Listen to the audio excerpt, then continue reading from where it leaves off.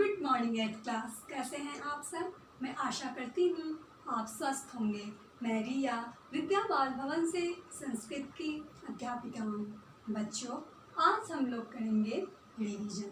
ठीक है, हमने अपने डाउट क्लास में 1 से लेकर 4 तक चैप्टर रिवाइज कर लिया है। आज हम लोग करेंगे चैप्टर नंबर 5, चैप्टर नंबर 6 और चैप्टर नंबर 7 का रिवीजन।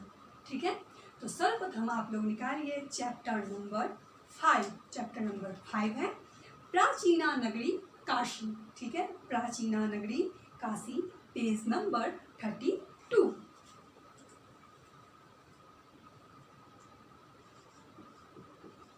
पंचमा पाठ, प्राचीना नगरी काशी। ठीक है, प्राचीना नगरी काशी। तो बच्चों चलिए देखते हैं प्राचीना नगरी काशी। संसारस्य प्राचीना नगरेषु प्राचीनतमा वर्तते उत्तर प्रदेश काशी नगरी। संसार में प्राचीन नगरियों में प्राचीनतम जो प्राचीनतमा वर्तते, ठीक है, प्राचीनतम है उत्तर प्रदेश का काशी नगरी। काशी नगर्याः चर्चाः ऋग्वेदे अथर्ववेदे महाभारत हरिवंश पुराण आदिषु ग्रंथेषु वर्तते। काशी नगरी का चर्चा ऋग्वेद, अथर्ववेद, महाभारत, हरिवंश पुराण आदि ग्रंथ में हुआ है। देवालयानां नगरी वर्तते काशी। देवालयानां मतलब देवालय, मंदिरों का नगरी क्या है? काशी। अत्र पंचदश मंदिराणि सन्ति। ठीक है, यहाँ पे कितने मंदिर हैं? 5-10, यानी कि यहाँ पे 15 मंदिर हैं। शिवोपासना प्राचीनतम केंद्र वर्तते काशी। शिव उपासना का प्राचीनतम केंद्र क्या है? काशी। अत्र काशी विश्वनाथ रूपेण स्थितम् अस्ति शिवस्य ज्योतिर्लिंगम। ठीक है, यहाँ पे काशी विश्वनाथ रूप में शिव का ज्योतिर्लिंग स्थित है। विश्वनाथस्य दर्शनमात्रेण भक्तानां सर्वकष्टं दूरं भवति। विश्वनाथ के दर्शन मात्र से ही भक्तों का सभी कष्ट क्या होता है बच्चों? दूर हो जाता है। अस्य मंदिरस्य गुंबजं महाराजा रंजीत सिंहेन प्रदत्तेन स्वर्णेन निर्मितम अस्ति। ठीक है, ये जो मंदिर है उसका जो गुंबज है वो क्या है? महाराज रंजीत सिंह के द्वारा दिए गए स्वर्ण से निर्मित हुआ है। मंदिर परिसरे अनेकानि अन्यानि मंदिराणि अपि सन्ति। और मंदिर परिसर में अनेक क्या है? और भी मंदिर हैं। तत्रैव निकटे अन्नपूर्णा मंदिर अस्ति। विश्वनाथ मंदिर के निकट ही कौन सा मंदिर है? अन्नपूर्णा मंदिर। काश्यां मान्यता वर्तते यत् मातु अन्नपूर्णा कृताः को अपि अत्र बभुक्षता न स्वपीति। ठीक है, काशी का यह मान्यता है कि माता अन्नपूर्णा के आशीर्वाद से, उनकी कृपा से कोई भी बभुक्षता यानी कोई भी भूखा वहाँ पे नहीं सोता है। काशी नगर्याः काल भैरव मंदिरम अपि प्रसिद्धम अस्ति। ठीक है, काशी नगरी में काल भैरव का मंदिर है, वो भी बहुत अधिक प्रसिद्ध है। एक काश्यां वस्तु इच्छन्ति तेषां कृते काल भैरव आशीर्वाद आवश्यक। ठीक है, ये काश्या मतलब जो काशी में वस्तुमी इच्छन्ति तेषां काल भैरव आशीर्वाद आवश्यक। यानी कि कोई भी अगर काशी में रहना चाहता है, काशी में कोई भी कार्य करना चाहता है, तो उसके लिए काल भैरव का आशीर्वाद लेना बहुत अधिक आवश्यक है। काल भैरव के आशीर्वाद से ही वो काशी में रह सकता है और कोई भी अपना कार्य को वो कर सकता है। जनेह काश्याः कोतवाला इति कथ्यते काल भैरव। ठीक है, काशी के जो लोग हैं वो काल भैरव को क्या कहते हैं? कोतवाल।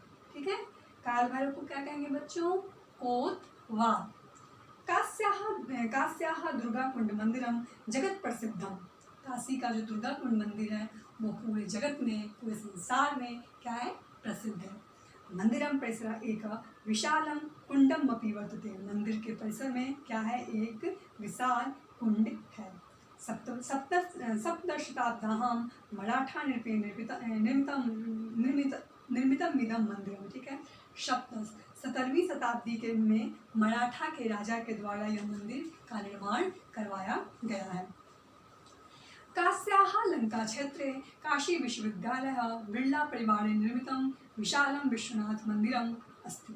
ठीक है, काशी के लंका क्षेत्र में काशी हिंदू विश्वविद्यालय है और वहाँ पे बिरला परिवार के द्वारा निर्मित विशाल विश्वनाथ मंदिर भी है। ठीक है, एक विश्वनाथ मंदिर जो है वो तो बहुत बड़े पूरे विश्व में प्रसिद्ध है, और एक और भी विश्वनाथ मंदिर है जो कि लंका के क्षेत्र में, वहाँ पे काशी में लंका का क्षेत्र है, वहाँ वो विश्वनाथ मंदिर है। और उस विश्वनाथ मंदिर को कौन निर्माण करवाया है?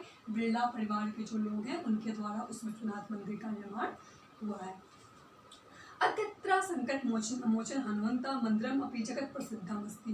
यहाँ पे संकट मोचन हनुमान का जो मंदिर है वो भी जगत प्रसिद्ध है। महाकविना तुलसीदासेन अस्य मंदिरस्य स्थापना कृता। महाकवि तुलसीदास ने इस मंदिर का स्थापना किया था। ठीक है, अब देखिए अत्रत्य मानस मंदिरम अपि बहु सुंदरम अस्ति। मंदिरस्य भितो रामचरितमानसस्य कथाः वर्णिता अस्ति। ठीक है, अत्रत्य यहाँ पे मानस मंदिर भी है, वो बहुत अधिक बच्चों सुंदर है। ठीक है, और मंदिर के भित्तों यानी मंदिर के दीवारों पे रामचरितमानस की कथा का वर्णन किया गया, यानी कि रामचरितमानस का कथा लिखा गया है उसके दीवारों पे, मानस मंदिर के दीवारों पे। एतेषां मित्रमपि अनेकानि प्रसिद्धानि मंत्राणि सन्ति। ठीक है, एतेषां मित्रापि मतलब दूसरी ओर यहाँ पे अनेक प्रकार के और भी प्रसिद्ध मंदिर हैं जैसे वनकटी हनुमान मंदिरम, सिद्धि विनायकम गणेश मंदिरम, संकटा मंदिरम, बटुक भैरव मंदिरम, भारत मंदिरम आद्य। ठीक है, ये सारे तो मंदिर हैं। ये इसके अतिरिक्त भी बहुत सारे वहाँ पे मंदिर हैं, जैसे वनकटी हनुमान मंदिर, सिद्धि विनायक गणेश मंदिर, संकट मंदिर, बटुक भैरव मंदिर और भारत मंदिर। ठीक है, इसके बाद है काशी नगरी बौद्धानां जैनानां अपि प्रसिद्धं केंद्रमस्ति। काशी नगरी बौद्ध और जैन का प्रसिद्ध केंद्र है। महात्मा गौतम बुद्ध गया ज्ञान प्राप्य काश्याः सारनाथ क्षेत्रम एवं सर्वप्रथम उपदेश दत्तवान्। ठीक है, महात्मा गौतम बुद्ध गया से ज्ञान प्राप्त करके काशी के सारनाथ क्षेत्र में, काशी में एक सारनाथ क्षेत्र है, ठीक है, वहाँ पे उन्होंने सर्वप्रथम उपदेश दिया था।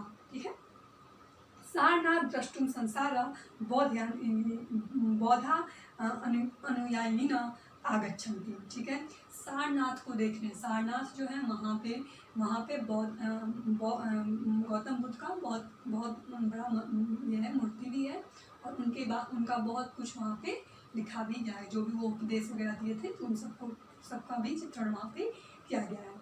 तो सारनाथ द्रष्टु मतलब सारनाथ को देखने संसार से बौद्ध के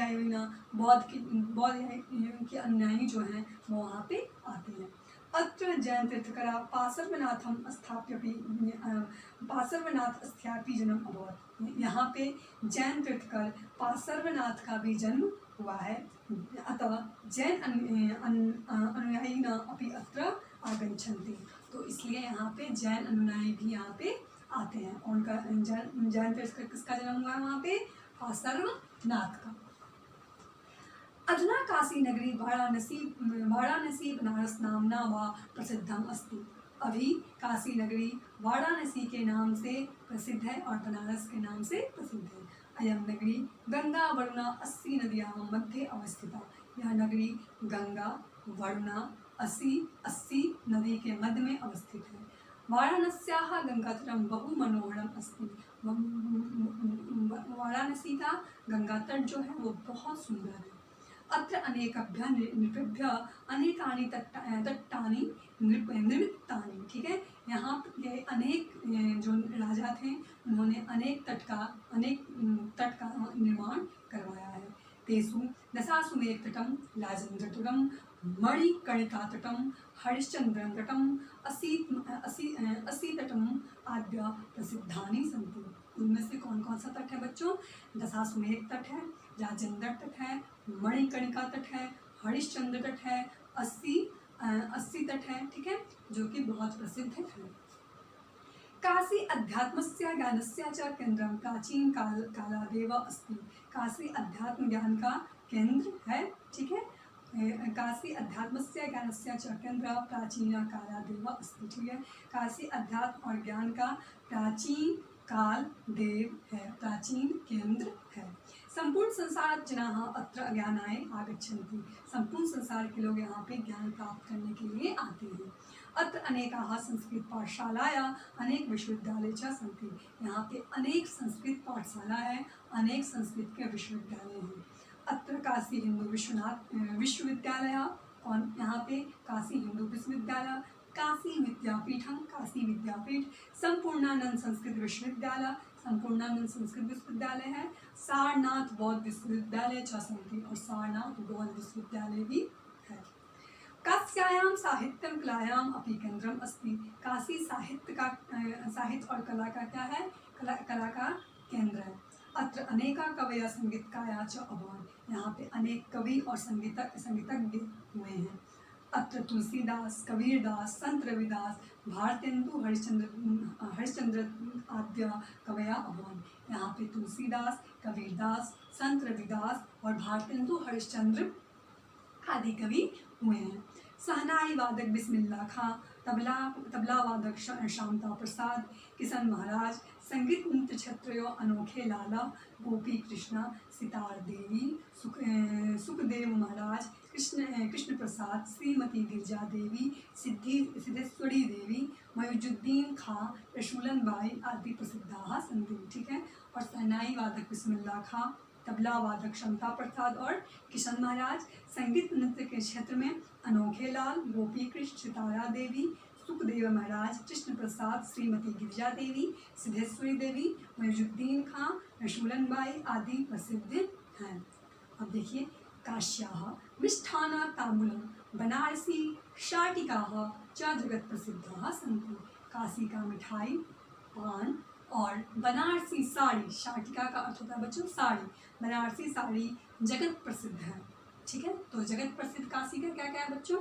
काशी का मिठाई, तांबूलम, पान और बनारसी साड़ी। अस्माभिः निश्चयेन वाराणसी गत्वा तत्रत्यः संस्कृतिः सभ्यता च दर्शनं करणीयम्। हमें निश्चय ही वाराणसी जाना चाहिए और वहाँ पे अपनी संस्कृति और सभ्यता का दर्शन करना चाहिए, ठीक है। तो ये था बच्चों चैप्टर नंबर 5 प्राचीन नगरी काशी, ठीक है, जिसका मैंने आज आपको रिवीजन कराया। अब देखिए इसका शब्दार्थ। गुम्बज, गुम्बज का अर्थ होता है गुम्बद, ये का अर्थ होगा जो, कृते का अर्थ होगा के लिए, भित्तौ का अर्थ होगा दीवार पे, अत्र का अर्थ होगा यहाँ, प्राप्त का अर्थ होगा प्राप्त कर, तांबूलम का अर्थ होगा पान, शाटिका का अर्थ होगा साड़ी, मिष्ठानम का अर्थ होगा मिठाई, निश्चयन का अर्थ होगा निश्चित ही, च का अर्थ होगा और, करणीयम का अर्थ होगा करना चाहिए, और एतेसा मित्रापि इनके अलावा भी, ठीक है। तो बच्चों मैंने इस चैप्टर का आपको रिवीजन कराया है, और जो अभ्यासकार है आप स्वयं उसका रिवीजन करेंगे, ठीक है। मैंने इसलिए चैप्टर में रिवाइज कर रही हूँ ताकि आपका बहुत अच्छे से पुनरावृत्ति हो जाए और आपको क्वेश्चन आंसर समझने में कोई भी प्रॉब्लम ना हो, ठीक है।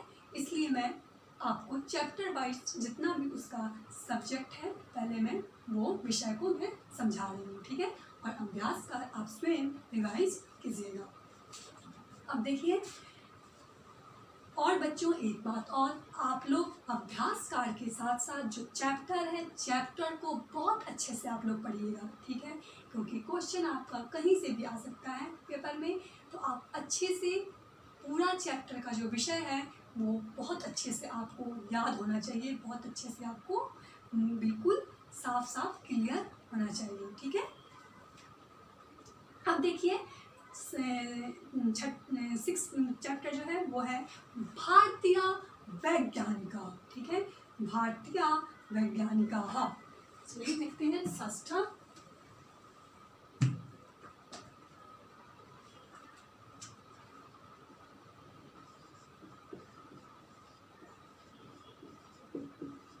पाठ भारतीय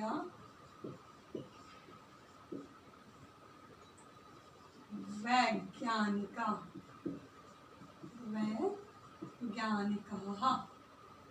ठीक है, चलिए देखते हैं। भारतम ज्ञान विज्ञान कारण देव जगत गुरु पदे विराजते। भारत ज्ञान विज्ञान के कारण से जगत गुरु के पद पे विराजमान है। यदा संसारे जनाः वनेषु गुहासु वसन्ति स्म तदा भारतीय सिंधु नदी तटे विकसिता आसीत्। ठीक है, जब संसार के लोग वन में गुफा में रहते थे, तब भारत सिंधु नदी के तट पर एक विकसित क्या था, देश था। तदा अत्र जनाः नगरेषु वसन्ति स्म, तब यहाँ के लोग नगर में रहते थे। यदा अन्यत्र जनानाम् अक्षरज्ञानमपि न अस्ति तदा अत्र जनाः संस्कृत भाषायाः व्यवहरन्ति स्म। ठीक है, जब लोगों को अक्षर ज्ञान भी नहीं था, ठीक है, तब भारत के जो लोग थे वो संस्कृत भाषा का प्रयोग करते थे। तदा संसारस्य प्राचीनः ग्रंथस्य ऋग्वेदस्य रचना जाता। तब संसार के सबसे प्राचीन ग्रंथ ऋग्वेद का रचना हुआ। ऋग्वेद ज्ञान विज्ञान भंडार वर्तते। ऋग्वेद ज्ञान विज्ञान का भंडार है। विज्ञानस्य सर्वासां शाखानां वर्णनं ऋग्वेदे वर्तते। विज्ञान के सभी शाखा का वर्णन ऋग्वेद में है।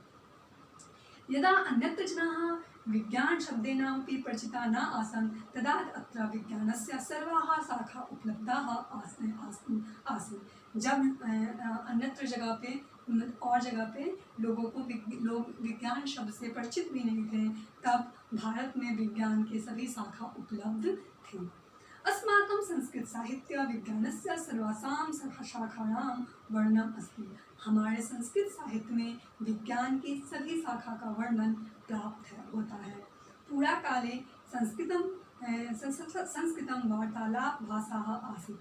प्राचीन समय में संस्कृत भाषा ही बोलचाल की वार्तालाप की भाषा थी। अतः विज्ञानस्य सर्वे ग्रंथाः संस्कृत एव लिखिताः। इसलिए विज्ञान के सभी ग्रंथ संस्कृत में लिखे गए हैं। संस्कृते साहित्य आयुर्वेद शल्यचिकित्सा पशुचिकित्सा भ्रूण विज्ञान सैन्य विज्ञान रसायन विज्ञान वनस्पति विज्ञान भूगर्भ विज्ञान अंतरिक्ष विज्ञान वास्तुशास्त्र धनुर्विज्ञान यांत्रिकी विज्ञान गणित रत्न विज्ञान ज्योतिर्विज्ञान आद्यः सन्ति। ठीक है, संस्कृत साहित्य में आयुर्वेद शल्य चिकित्सा पशु चिकित्सा भ्रूण विज्ञान सैन्य विज्ञान रसायन विज्ञान वनस्पति विज्ञान भूगर्भ विज्ञान अंतरिक्ष विज्ञान वास्तुशास्त्र धनुर्विज्ञान यांत्रिकी विज्ञान गणित रत्न विज्ञान और ज्योतिर्विज्ञान आदि है। आर्यभट्ट वराहमिहिर कनादा ब्रह्मगुप्त पराशर सुश्रुत चरक शालिहोत्र नागार्जुन आद्य ऋषयः विज्ञानस्य सिद्धांतं प्रतिपादितवन्तः। ठीक है, आर्यभट्ट वराहमिहिर कनाद ब्रह्मगुप्त पराशर सुश्रुत चरक शालिहोत्र नागार्जुन आदि ऋषि ने विज्ञान के सिद्धांत का उन्होंने क्या किया है बच्चों, प्रतिपादन किया है। अधुना वैज्ञानिका यानी सूत्राणि यानी सिद्धांतानि च प्रतिपाद्यन्ता सन्ति। ठीक है, आज के जो भी वैज्ञानिक हैं इसी सूत्र को इसी सिद्धांत को प्रतिपादित करते हैं।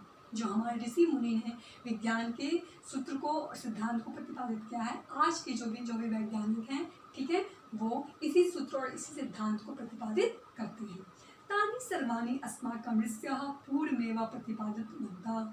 हमारे जो ऋषि हैं वो पहले ही इस चीज को प्रतिपादित कर चुके हैं। यथा सुश्रुत सहस्राधिकं वर्षं पूर्वमेव नासिकाः शल्यचिकित्सायाम् अकरोत्। ठीक है, जो सुश्रुत ऋषि थे उन्होंने हजारों वर्ष पूर्व नासिका का शल्यचिकित्सा यानी नाक का प्लास्टिक सर्जरी वो कर चुके थे। शल्यचिकित्सा संपूर्ण विवरण सुश्रुत संहितायाम अकरोत्। ठीक है, शल्यचिकित्सा का संपूर्ण विवरण कैसे प्लास्टिक सर्जरी होगी इसका वर्णन सुश्रुत ने अपने सुश्रुत संहिता में किया है। चरक संहिता विभिन्नानां रोगाणां कारणं निदानं च चरकेन प्रातिपदितम्। ठीक है, चरक संहिता में विभिन्न प्रकार के रोगों का निदान कैसे होगा इसका वर्णन चरक ने अपने ग्रंथ में चरक संहिता में किया है। चरक संहिता इति आयुर्वेदीय ग्रंथ न केवलम प्राचीनतम परम श्रेष्ठम अपि। चरक संहिता न केवल आयुर्वेद का ग्रंथ है, वो प्राचीन और श्रेष्ठ ग्रंथ है।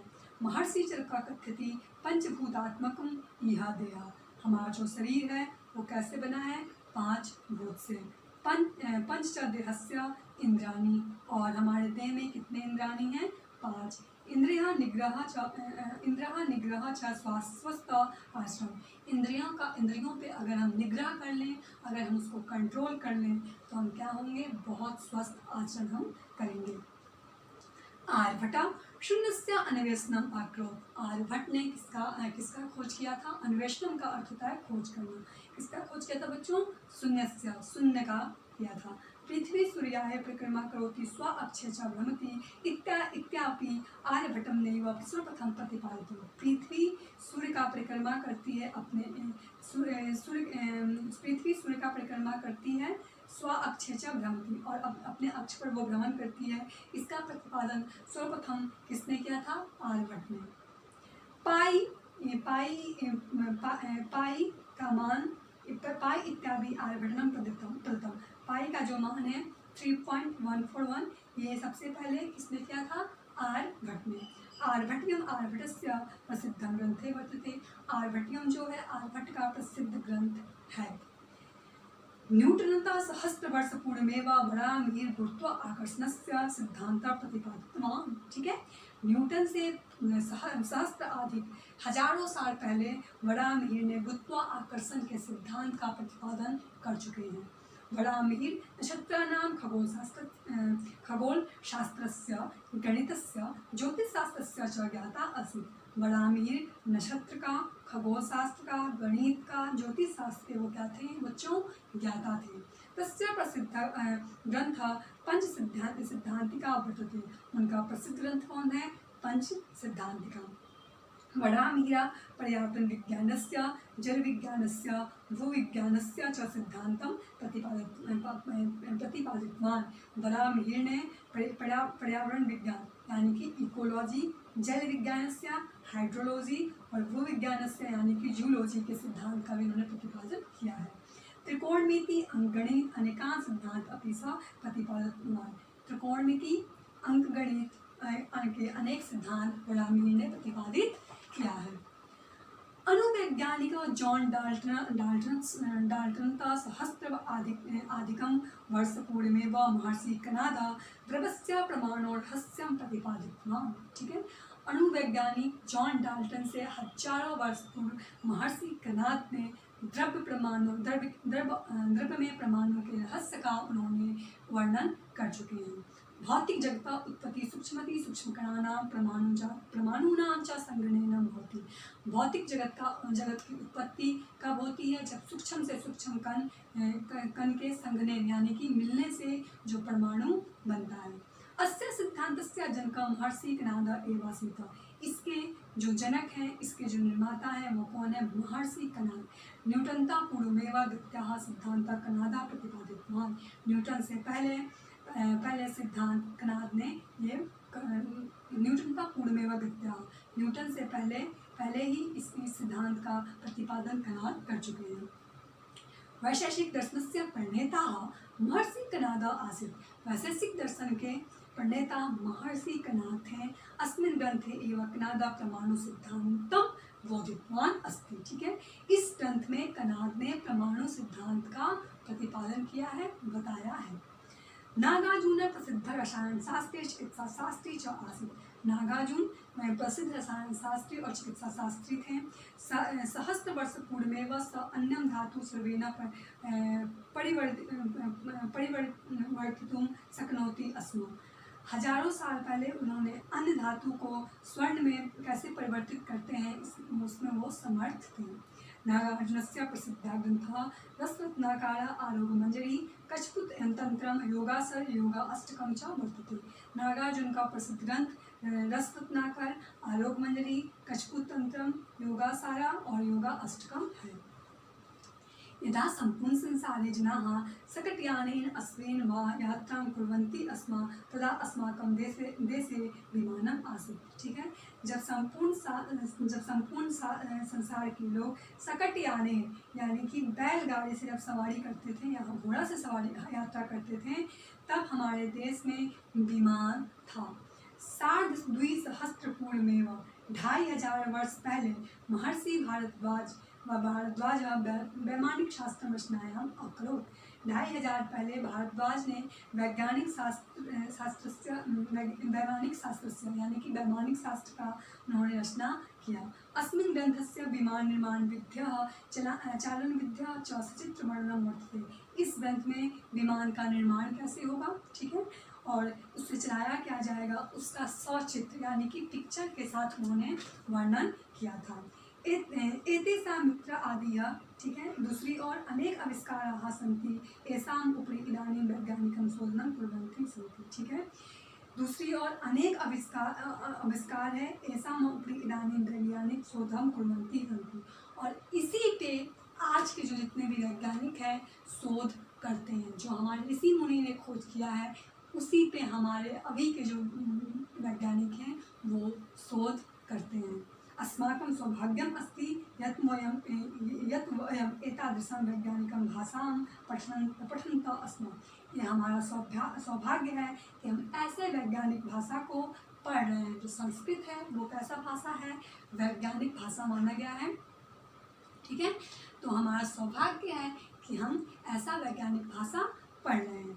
शब्दार्थ देखिए, यदा, यदा का अर्थ होगा जब, तदा, तदा का अर्थ होगा तब, वनेषु, वनेषु का अर्थ होगा जंगलों में, गुहासु, गुहासु का अर्थ होगा गुफाओं में, अत्र, अत्र का अर्थ होगा यहाँ, अन्यत्र, अन्यत्र का कहीं और, अधुना, अधुना का अब, अन्वेषणम, अन्वेषणम का अर्थ होगा खोज, स्वाक्षे अपने अक्ष पर, संगनेन मेल से, शकटयानेन बैलगाड़ी से, इतर अलावा या अतिरिक्त, ऊपरी ऊपर, इदानीं अब। ठीक है, और पंचभूतात्मक का अर्थ होगा 5 तत्वों से बना। ठीक है बच्चों, ये था हमारा चैप्टर नंबर 6 जिसका मैंने आपको रिवीजन कराया। अब देखते हैं चैप्टर नंबर 7। चैप्टर नंबर 7 का नाम है सद संगतिया, पेज नंबर 45। ठीक है, तो आप अपने बुक का पेज नंबर 45 निकाल लीजिए। सप्तमा पाठा सद संगतिया। ठीक है, तो चलिए देखते हैं। पूरा काली काशी क्षेत्र रत्नाकर नाम का दस्यूरा आसित। प्राचीन काल में काशी क्षेत्र में रत्नाकर नाम का एक दस्यूरा आसित, एक डाकू था। सवने स्थित्वा पथिकानां लुठन्ति अस्म। वो क्या करता था बच्चों, वन में रहता था और जो भी यात्री वहाँ से जाते थे उनको क्या करता था, वो लूटता था।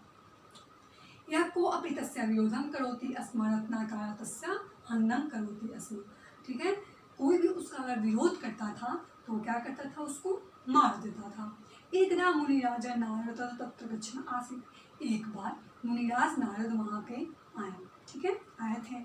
रत्नाकर तत्र आगत्य भवता पार्श्वे यत् किमपि अस्ति मह्यं ददातु नो चेत् अयं भवतं मारयामि। रत्नाकर ने उनके पास जाकर कहा कि भवता, अगर तुम्हारे पास जो कुछ भी है वो मुझे दे दो, नहीं तो मैं तुम्हें क्या करूँगा, मैं मार दूँगा। मुनिराज नारद अपृच्छत् भवान एतं पापं किमर्थं करोति। मुनिराज नारद ने पूछा कि आप ये ऐसा पाप क्यों कर रहे हैं। रत्नाकर ने कहा अहम परिवारस्य पोषणाय एतं पापं करोमि। मैं परिवार के पालन पोषण के लिए ये पाप कर रहा हूँ। मुनिराज पुनः अपृच्छत्। मुनिराज ने फिर पूछा किं भवता परिवारस्य सदस्याः एतस्मिन् पापकर्मणि भवता सन्ति। ठीक है, क्या आपके परिवार के सदस्य आपके इस पाप कर्म में आपके साथ हैं। किं ते एतस्य पापस्य फले अपि भवतं सहभागिनः भविष्यन्ति। क्या आपके आपके यह जो आप पाप कर रहे हैं, इसका जो फल है वो उस उसके फल के साथ आपके साथ वो सहभागी होंगे। मतलब कि पाप कर्म जो आप करें उसका जो फल प्राप्त होगा आपको, उस फल में क्या आपके साथ आपका परिवार सहभागी होगा। रत्नाकार अवदत् निश्चयं ते अपि मम अस्मिन् पापकर्माणि सहभागिनः भविष्यन्ति एतो हि अहम एतत् कर्मं तेषां कृते एवं करोमि। ठीक है, रत्नाकार ने कहा निश्चय ही वो मेरे इस पाप कर्म में सहभागी होंगे। क्यों नहीं होंगे? क्योंकि मैं जो ये कर्म कर रहा हूँ, जो मैं ये कृत्य कर रहा हूँ, जो मैं पाप कर्म कर रहा हूँ, वो उनके लिए ही तो कर रहा हूँ। तदनंतरं मुनिराजा नारद रत्नाकारम अवदत्। फिर मुनिराज नारद ने रत्नाकार से कहा भवान स्वपरिवार जना पृष्ठवाह आगस्तु। आप अपने परिवार से जाकर पूछ कर आइए। रत्नाकार भवान इदं प्लायनं कर्तुम् इच्छति वा नाहं मूर्खः। क्या आप यहाँ से भागना चाहते हैं? मैं इतना मूर्ख नहीं हूँ। मुनिराजा अकथयत्। मुनि ने कहा अलं चिंत्याः भवान मां वृक्षं बधवातु। ठीक है, आप इसकी चिंता मत कीजिए। ठीक है, मुझे आप क्या कीजिए, एक वृक्ष में बांध दीजिए। अगर आपको मेरे ऊपर विश्वास नहीं है तो आप मुझे क्या कीजिए, एक वृक्ष में बांध दीजिए और आप जाइए अपने परिवार से पूछ कर आइए। रत्नाकार तथैव कृत्वा स्वगृहं गत्वा पुत्रं पृच्छति। ठीक है, रत्नाकार ने वही किया और जाकर अपने घर गए और सर्वप्रथम अपने पिता से उन्होंने पूछा किं भवान माम अस्मिन् पाप कर्माणि मम सहभागी अस्ति। क्या आप मेरे पाप कर्म में सहभागी हैं? पिता वदति अहं तु वृद्धम अंधा च। मैं तो वृद्ध हूँ और अंधा भी हूँ। मम पालनम तु भवता कर्तव्य। मेरा पालन करना तुम्हारा क्या है, कर्तव्य है। अहम भवता पाप कर्माणि सहभागी न अस्मि। मैं तुम्हारे पाप कर्म में सहभागी नहीं हूँ। तदनन्तरं स एकं स्वपत्नीं स्वपुत्रं च प्रश्नम् अपृच्छत्। फिर उन्होंने किससे पूछा? अपनी पत्नी से पूछा। एक एक करके अपनी पत्नी से, फिर अपने पुत्र से प्रश्न पूछा। सा तथैव सर्वे तथैव अकथयन् को अपि रत्नाकारस्य पापकर्माणि सहभागी भवितुं न इच्छति अस्मि। सभी ने वही कहा कि हम आपके पाप कर्म में सहभागी नहीं होंगे।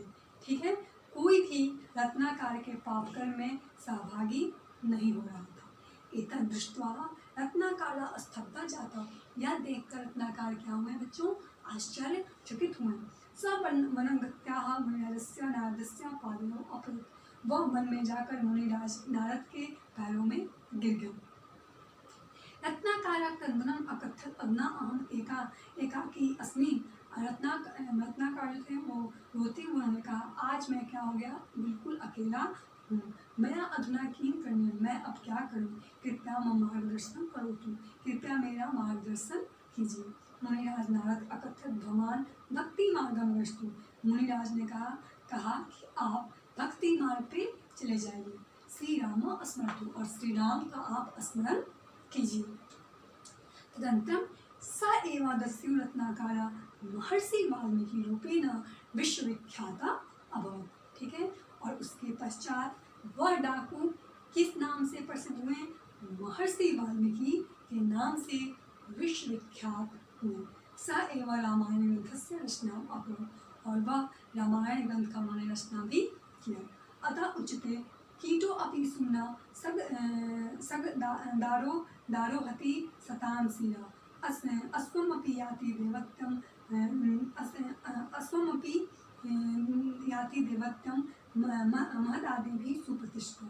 कीटों के साथ जो फूलों का जो संगति होता है, यानी कि जो फूल है, फूल पे कीट मतलब कीड़े जो हैं वो बैठते हैं ना। तो अगर फूलों के साथ कीड़ा का अच्छा संगति होता है तो क्या होता है बच्चों, कि वो फूल भी जाकर किसके, देवता के सिर पे, ईश्वर के सिर पे विराजमान, कीट फूल के साथ कीट भी जाकर विराजमान हो जाते हैं। यानी कि फूल पर जब कीट बैठता है तो जो कीड़ा है वो भी अगर फूलों के साथ उसकी अच्छी संगति है, ठीक है, तो वो जाकर उनके सिर पे चढ़ जाते हैं। भगवान के सिर पे फूल के साथ वो कीट चढ़ जाते हैं। अस्मापि आदित्यम देवतम मद्दादी भी सुप्रतिष्ठा। और एक पत्थर भी, ठीक है, एक जो पत्थर है उसको भी जो महत आदि भी जो महात्माओं के द्वारा, जो महात्मा जो ऋषि मुनि हैं उनके द्वारा उन्हें देवत्व में, देवताओं में उन्हें देवताओं के रूप में उन्हें सुप्रतिष्ठित कर दिया जाता है, यानी कि उन्हें देवता बना दिया जाता है। एक पत्थर को भी क्या करते हैं, जो महात्मा लोग होते हैं वो देवता का रूप दे देते हैं। ठीक है, तो इसलिए बच्चों हमारी जो संगति होनी चाहिए वो बहुत अच्छा होना चाहिए। ठीक है, तो ये था हमारा चैप्टर नंबर 7। अब इसका शब्दार्थ देखिए। शब्दार्थ है दस्यु। दस्यु का अर्थ है डाकू। पथिकान यात्रियों को, लुठंती अस्मान लूटता था, हननम हत्या करना, तथा वहाँ से, तत्रागत्य वहाँ आकर, भवता, भवता का अर्थ है आपके, पार्श्वे, पार्श्वे का अर्थ है पास, यत, यत का अर्थ है जो, कीमपि, कीमपि का अर्थ है कुछ भी, मह्यम, मह्यम का अर्थ है मुझे, नोचेत, नोचेत का अर्थ है नहीं तो।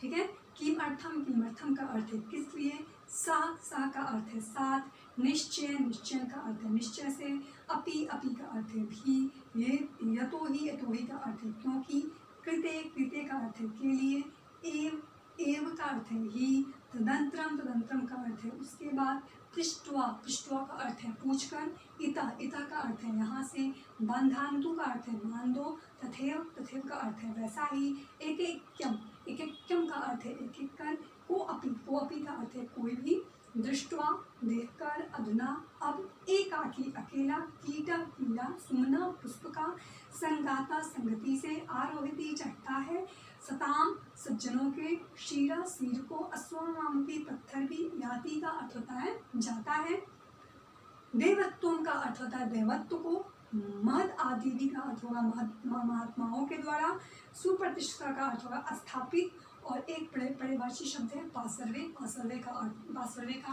पर्याय होता है समीप। ठीक है, तो ये था आपका चैप्टर नंबर 7। बच्चों आज मैंने आपको चैप्टर नंबर 5, चैप्टर नंबर 6 और चैप्टर नंबर 7 का रिवीजन करवाया है। ठीक है, जो भी आपको इस चैप्टर में डाउट हो, इस तीनों चैप्टर में, वो आप अपने डाउट क्लास में इस रिलेटेड जो भी आपका क्वेश्चन होगा, जो भी डाउट होगा, अपने आप डाउट क्लास में पूछेंगे। ठीक है क्लास, और बच्चों जो हमने पिछली क्लास में रिवीजन किया था डाउट क्लास में, उसका आज मैं टेस्ट डाल दूंगी आपके स्कूल ऐप पर। ठीक है, स्कूल ऐप पर आप वहाँ से PDF डाउनलोड करेंगे, और PDF डाउनलोड करके और फिर क्या करें, फिर आप अपना क्वेश्चन आंसर आप लिखेंगे, और लिखकर उसको स्कैन करके आप मुझे मेल करेंगे। मेल आईडी सबके पास है, आप लोगों के पास मेरा, उस मेल आईडी पे आप मेल करेंगे। ठीक है, तो जो हमने चैप्टर नंबर 3 और 4 पढ़ा था हमने डाउट क्लास में, उसका मैं आज टेस्ट अपलोड कर दूंगी। मैं सभी बच्चों से अनुरोध करती हूँ कि आप अपना रिवीजन टेस्ट जरूर दें। ठीक है, उससे आपका बहुत अच्छा रिवीजन होगा। ठीक है क्लास, तो आज के लिए इतना ही। ठीक है, मिलते हैं नेक्स्ट क्लास में। Thank you, have a nice day.